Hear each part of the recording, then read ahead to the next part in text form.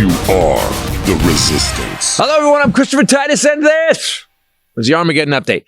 And can I say that the current administration is, well, the weakest, most fragile, self-centered, full of themselves cowards we have ever had in the White House, especially in my lifetime.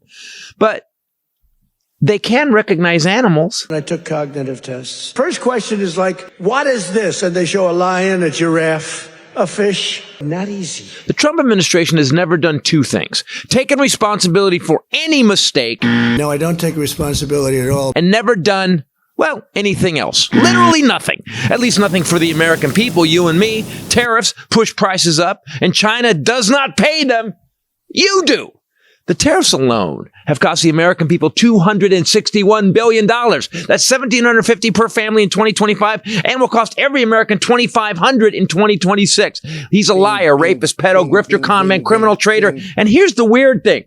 There's no balance to Trump. It's not like you can say, you know what? Yeah, sure, he's a rapist, but damn, does he love his kids? And cue Don Jr. crying.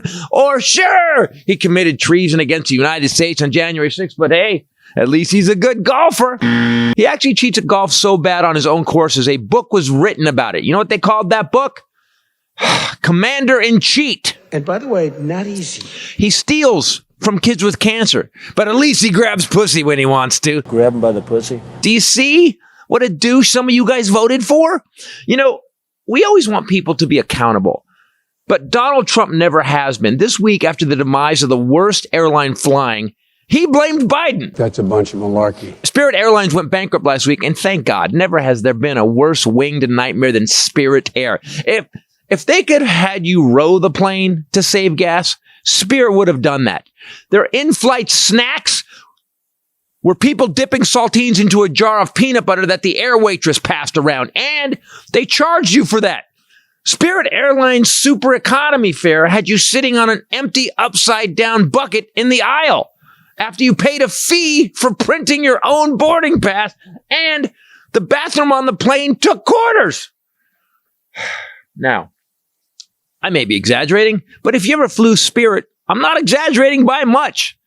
So whose fault was it? Well, Trump blamed Biden for Spirit's demise. You know, the guy that's not president and hasn't been president for a year and a half. Give me a break. That's a bunch of malarkey. See, that happened because a judge didn't let JetBlue and Spirit merge. The judge said that the merger of Spirit and JetBlue would hurt consumers, which was actually Spirit's ad campaign. Hi, we're Spirit Airlines. Canceled flights, maintenance issues, and we charge you for an oxygen mask during a crash. We're Spirit. Go fuck yourself. But at least Spirit kept duct tape makers in business.